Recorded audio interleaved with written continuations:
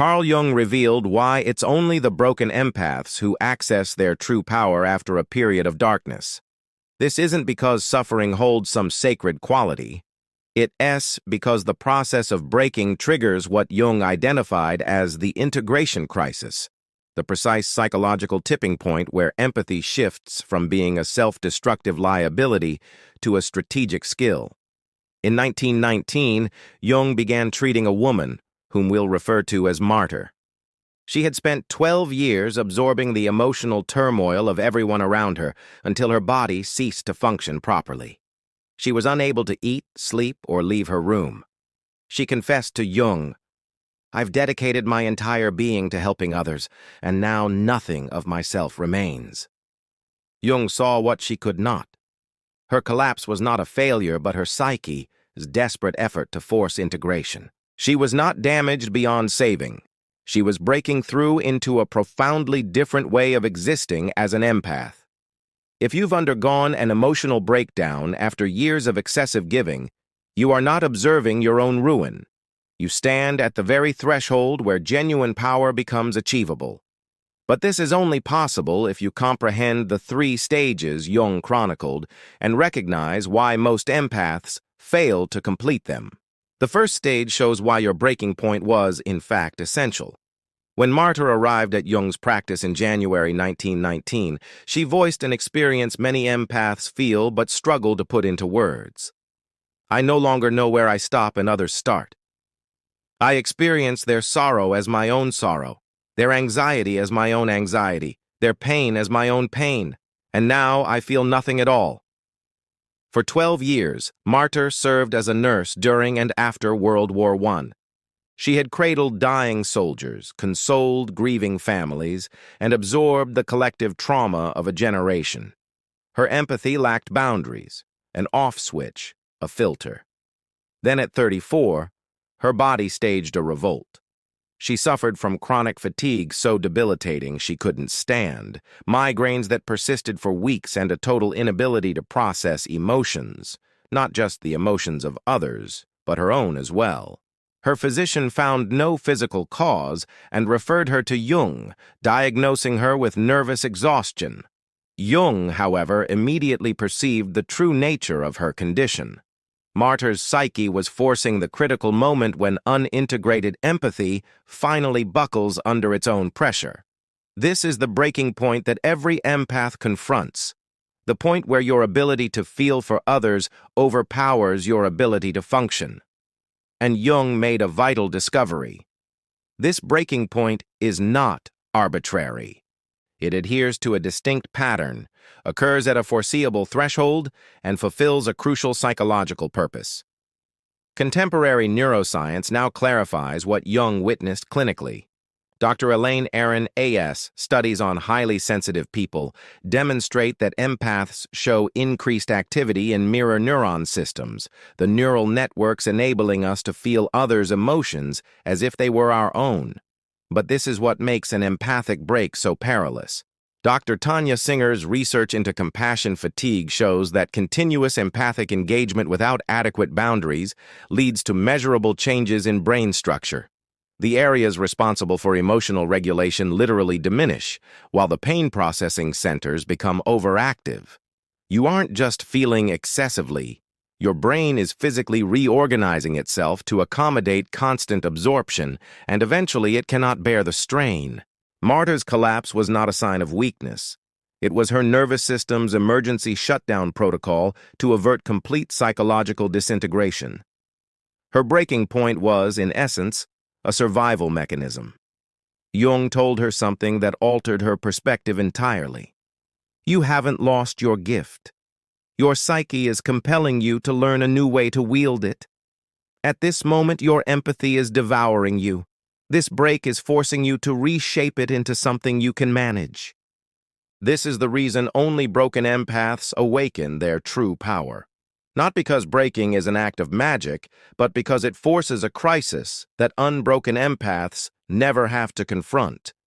Without breaking, you stay in a state of automatic absorption, endlessly feeling without consciousness or control. The break shatters that automaticity. It compels you to ask, if I can no longer absorb everyone's pain, who am I? If my empathy has limits, what is it? If you have experienced a total collapse after years of absorbing others' emotions, comment, I'm at the breaking point, because acknowledging that you are at this threshold, not past it, not beyond it, but precisely on it, is what determines whether you remain shattered or undertake the transformation Jung documented in 3 clear stages. Jung noted that every empath who successfully transitioned from broken to integrated passed through 3 predictable stages. Knowing which stage you are currently in dictates whether you will finalize the integration or stay stuck in the breaking process. Week 1. Martr sat opposite Jung, her hands shaking. I can't feel a thing. My friend visited me yesterday crying over her divorce. I used to instantly absorb her pain. Now it feels like there's a sheet of glass between us. Have I lost my gift? Am I permanently broken? This is empathic numbing, a state where your capacity completely shuts down for self-preservation. For 6 weeks, Martr experienced a total emotional flatline. She couldn't sense others' emotions or her own. This state frightened her more than the collapse itself. She had defined her life by her ability to feel for others. When that ability disappeared, she lost her sense of self, her purpose, and her worth. But Jung grasped something Martr couldn't yet see. The shattering wasn't the end of her empathy. It was her psyche forcibly creating distance between herself and others. For 12 years, she had been psychologically enmeshed with everyone she met. The shattering was differentiation occurring at a subconscious level. Florence Nightingale underwent this exact pattern upon her return from the Crimean War, where she had absorbed the suffering of countless wounded soldiers. Her letters describe a complete emotional paralysis. She wrote, I can no longer feel as I once did. The anguish of others, which once moved me so powerfully, now seems distant, as though I observe it through fog. She had not become callous. Her psyche was forcing the same crisis Martr was facing, creating the necessary psychological space for the next phase. During this initial stage, empaths make a crucial mistake. They attempt to force their empathy to function again. They put themselves in situations that previously elicited an empathic response. They are desperate to feel once more, terrified they have lost their gift permanently. But the shattering has a purpose. It is not permanent. It is preparatory. Your psyche is making room for an entirely different relationship with empathy. Jung told Martr in week 8, the gift has not disappeared. It lies dormant, while your psyche reconstructs the container to hold it. If you force it back too soon, you will simply trigger another collapse. Studies on compassion fatigue corroborate this. Trying to revert to old patterns without proper integration results in faster, more severe subsequent collapses. The shattering stage generally lasts from 4 to 12 weeks. You cannot expedite it. Attempting to force empathy back online before the integration is done guarantees you will stay broken instead of becoming whole. One man wrote during his own psychological crisis, I discover I am not only the healer, but also the one who secretly longs to wound. I have pretended to be only light, but darkness lives in me as well, and it demands recognition. That man was Carl Jung himself. During his split with Freud and his subsequent crisis from 1913 to 1916, Jung confronted the very thing Martr would face years later, the shadow lurking beneath the compassion. He had crafted an identity as the empathic analyst who understood all. But under that compassion was something he had suppressed: ambition, a need for acclaim, resentment for being second to Freud, and rage at being misunderstood. Upon finally acknowledging these parts of himself, he wrote in his journal, to see clearly is to see one's own ugliness alongside one's beauty. I am both healer and destroyer. Accepting this nearly destroys me, yet it is the only path to wholeness. Week 8. Martr's session with Jung. She had been calm for weeks, too calm. Then suddenly, I gave everything. Her voice trembled with a rage Jung had never heard from her. I sacrificed my health, my relationships, my entire life to help others, and none of them appreciated it. None of them even noticed. I was their emotional servant, and they used me until I broke. There it was, the shadow beneath 12 years of selfless compassion. For 12 years, Martr had convinced herself she helped others from a place of pure love. But beneath that love was something darker, a desperate need to be needed, a compulsion to rescue that prevented her from confronting her own pain, a codependency masked as selflessness. What appears as boundless compassion is often a form of bargaining. If I carry everyone's pain, perhaps I won't have to face my own. If I'm always needed, I'll never be abandoned. If I'm the healer, I don't have to admit I'm wounded. This is the Martr complex, the hidden engine that powers most empathic collapses. You're not merely absorbing others' emotions.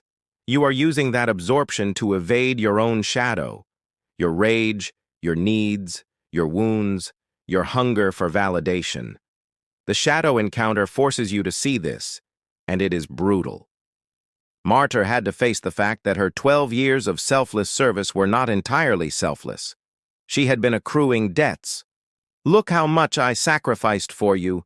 You owe me love, appreciation, loyalty. When these debts went unpaid, resentment built up. But she couldn't admit to her resentment because it clashed with her identity as the compassionate one. So the resentment festered underground until her psyche could no longer contain the contradiction and orchestrated the collapse. Jung challenged her. You cannot heal others while fleeing from yourself. Your empathy has been your escape. Now you must turn it inward. Because empaths use absorption to evade their shadow, the breaking forces them to finally face what they've been running from. Month 5. Martr sat with a grieving friend, felt the friend's sadness, and then released it. She told Jung, I could feel her pain. I understood it, but I didn't absorb it. For the first time in my life, I was present with suffering without becoming it. Month 6, she began to ask, whose emotion is this? When anxiety surfaced, she would pause. Is this mine? Or am I sensing someone else's state? Month 7, she set up what Jung termed perceptual gears, empathy hours from 10 a.m. to 12 p.m. and 3 p.m. to 5 p.m. for deep engagement, followed by recovery periods where she consciously shut down the channel. Month 8, she started training as a psychotherapist with Jung's guidance. Month 9, first client session. She sensed his trauma, childhood abandonment, decades of shame. She grasped it profoundly. Then she left the office and had dinner with friends. The pain did not come home with her. Month 10, she held weekly meetings with 3 other former nurses. All had collapsed. All were now integrating. They practiced reciprocal witness. One week, Martr would share her feelings, and the group would help her distinguish. That's yours. That's absorbed. That's shadow. The next week, she would listen while another member processed. Month 12. Martr told Jung, I still feel deeply, but now I choose what to feel, when to feel it, and how to transform it into service without self-destruction. Research on sustainable helping validates this pattern. Helpers who uphold clear boundaries between self and other report less burnout and offer more effective aid than those who over-identify with others' suffering. The integration stage makes the truth clear. Empathy without boundaries is self-destruction. Empathy with boundaries is power. If you're learning to feel with others without drowning, comment, I'm choosing integration. Because finishing these 3 stages elevates you from automatic absorption to deliberate capacity. But most empaths never complete this journey, and understanding why reveals the most perilous traps. Jung noted that roughly 70% of empaths who hit the breaking point never finished integration. They stayed shattered, some for years, others for life. Understanding the reasons can keep you from becoming part of that statistic. Month 6. Martr's strongest resistance appeared when Jung advised her to practice closing her empathic channel. But if I'm not absorbing others' emotions, she argued, who am I? My empathy defines me. Without it, I'm nothing. This is identity fusion. When you merge your empathic ability with your entire sense of self, you don't say, I have empathic abilities. You say, I am an empath. This treats empathy as your essence rather than one of many capacities. When empathy becomes your identity, integration feels like a death sentence. If you learn to turn empathy off, you lose yourself. It seems better to stay broken and hold on to your identity than to become whole and face the void of not knowing who you are. Jung spent weeks helping Martr differentiate. You are not your empathy. You are a complete person who has empathic capacity. Empathy is something you have, not something you are. This distinction is vital. I am an empath makes you one-dimensional. I have empathic capacity makes you multifaceted, a person who can choose when and how to use that ability. Sylvia Plath's letters expose this trap. I feel too much, and that is my illness and my gift.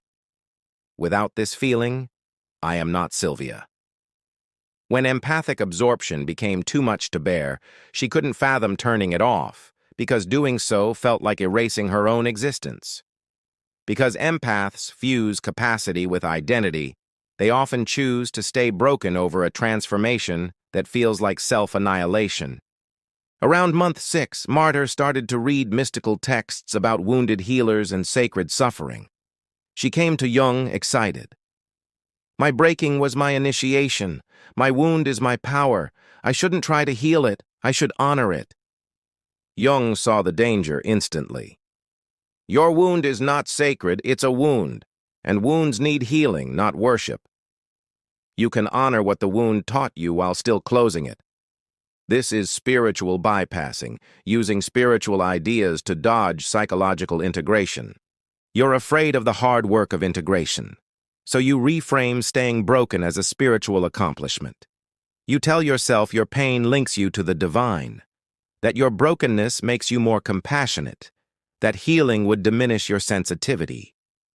But this is a defense mechanism disguised as spirituality. Martr had to ask herself, am I honoring my wound, or am I using honor as an excuse to avoid the painful work of integration? The difference is crucial. Honoring your wound means acknowledging its lessons while actively healing. Worshipping your wound means keeping it open indefinitely and calling that wisdom. Research contrasting post-traumatic growth with chronic trauma identity shows this starkly. People who integrate trauma experience real growth. People who identify as their trauma remain stagnant, calling their stuckness depth. Jung told Martr about another patient, a man we'll call Heinrich, who never learned the distinctions she was making. Heinrich came to Jung in 1915 at age 40, suffering the same empathic collapse Martr would experience 4 years later. He had spent 20 years as what he called a wounded healer, absorbing others' trauma, never establishing boundaries, always available, always sacrificing. Heinrich finished stage 1. The shattering occurred. He experienced empathic numbing and the terror of losing his gift. He even had a glimpse of stage 2. During one session, rage surfaced. He confessed, I resent them, all of them, for taking and never giving.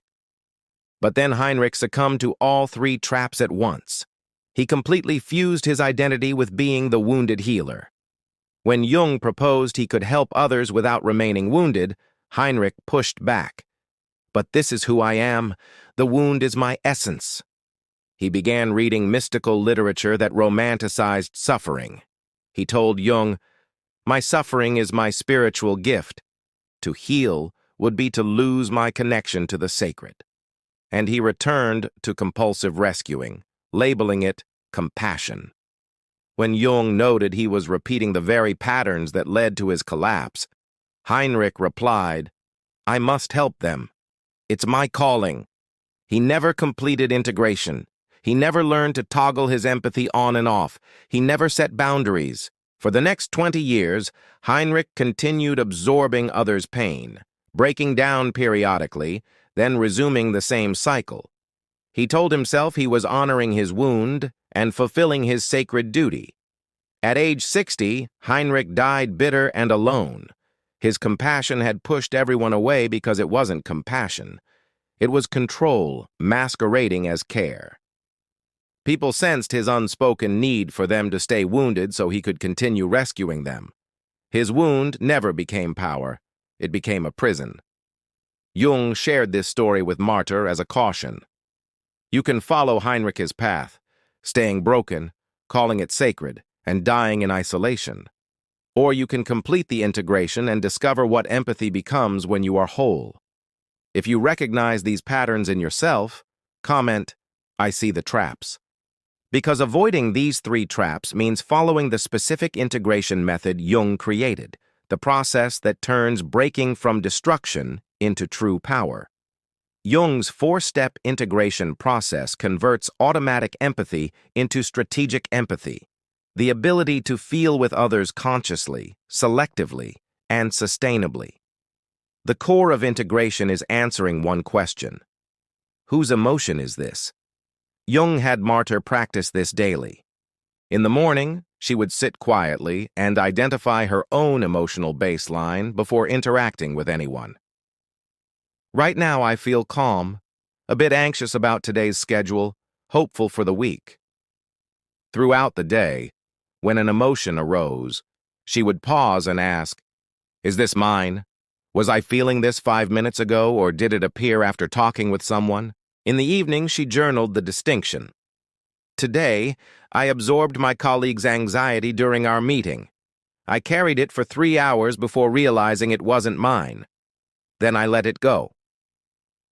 This simple exercise creates the differentiation that automatic empathy lacks. Within 6 weeks, Martr could identify in real time when she was absorbing versus feeling her own emotions. The key insight is that most empaths live their lives never questioning if the emotions they feel are truly theirs. The practice of differentiation shatters that fusion. Jung urged Martr to acknowledge the parts of herself she had been suppressing through endless empathy. What do you want to say that you're not saying? Who do you resent?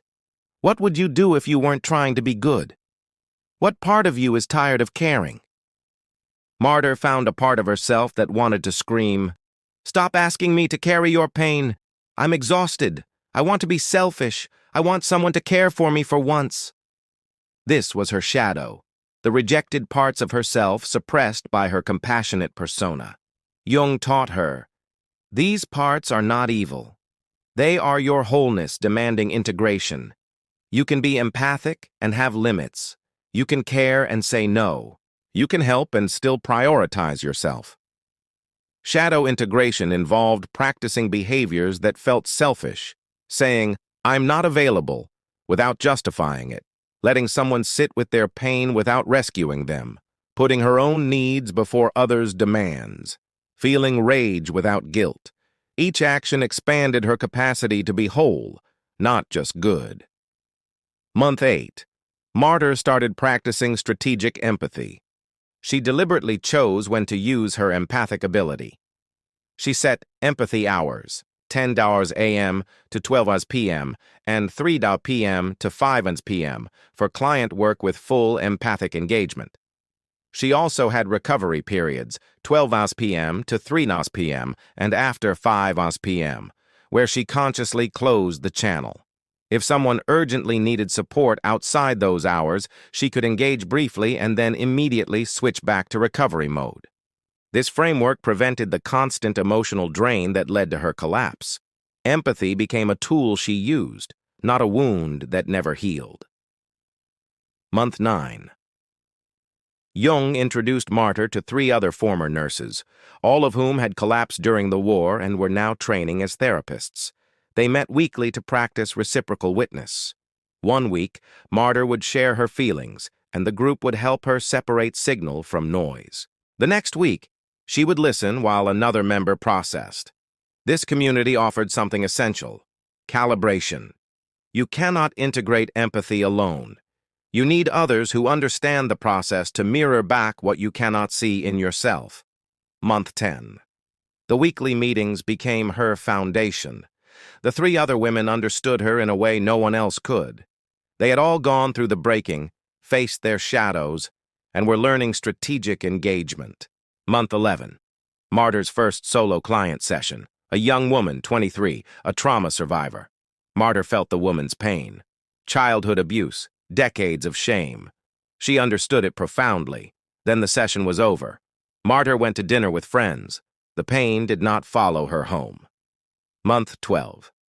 She told Jung, "I still feel deeply, but now I choose what to feel, when to feel it, and how to transform it into service without self-destruction." If you're ready to practice strategic empathy instead of automatic absorption, comment, "I'm learning the technique." But understanding the method is only part of the transformation. The final integration demands grasping why true power originates from wholeness, not from staying wounded. Year 2. Spring 1921. Martr came back to Jung for what would be their last formal session. She described her new life. "I work with trauma survivors 4 days a week. I feel their pain. I understand it deeply, but I don't absorb it anymore. I can sit with someone's suicidal thoughts, hold space for their darkest moments, and then leave my office and enjoy dinner with friends. I have boundaries now. I say no without guilt. I prioritize my needs without shame. And paradoxically, my work is more effective because I'm helping from a place of wholeness, not from my own woundedness. My empathy isn't boundless anymore. It's strategic, and that makes it sustainable." This is the integrated empath, someone who has converted automatic absorption into deliberate capacity. The power is not in the breaking itself, but in the integration that comes after. Jung recognized Martr's achievement. You are no longer an empath in the automatic sense, defined by endless absorption. You are a whole person who possesses empathic capacity and chooses when to engage it. That is true power. The critical reframe: your breaking point wasn't your power awakening. It was your psyche demanding integration. Your wound is not sacred. It is a teacher. Honor its lessons, then let it heal. True power does not come from staying broken. It comes from becoming whole. The true power empaths awaken after darkness is not mystical. It is psychological. It is the power of differentiation, knowing where you end and others begin. Boundaries, choosing what to take in and what to release. Shadow integration, being whole, not just good. Strategic capacity, empathy as a tool, not a wound. Sustainable service, helping from a place of strength, not depletion. Carl Jung himself completed this very transformation. After his crisis from 1913 to 1916, where his own empathic absorption nearly destroyed him, he dedicated the rest of his life to teaching integration. He wrote, "The privilege of a lifetime is to become who you truly are, not who you were wounded into being, but who you choose to become through deliberate integration." Modern research confirms this transformation is real. Dr. Richard Davidson's work in contemplative neuroscience demonstrates that trained individuals can engage empathy deliberately and disengage from it consciously. This skill prevents compassion fatigue while preserving the capacity to care. The final truth is this: only broken empaths awaken true power. Not because breaking is magical, but because it forces a crisis that automatic empaths never experience. If you haven't broken yet, you are still operating in a mode of compulsive absorption. You might feel more than others, but you are not wielding your capacity. You are drowning in it. If you have broken and remained broken, you have finished stage 1 but stopped there. You are defining yourself by your wound instead of integrating it. If you have broken and integrated, you have discovered what Jung knew. Empathy is not who you are. It is a capacity you possess. And deliberate capacity is power. Martr's final words to Jung were, "I used to believe my gift was feeling everything. Now I know my gift is choosing what to feel, when to feel it, and how to transform it into service without self-destruction. The breaking didn't give me power. Integration did. That is not mysticism. That is psychology. And it is accessible to every empath willing to do the work. The question is not whether you will break. If you are a true empath, you will. The question is, will you integrate? Thanks for watching. See you in the next dimension.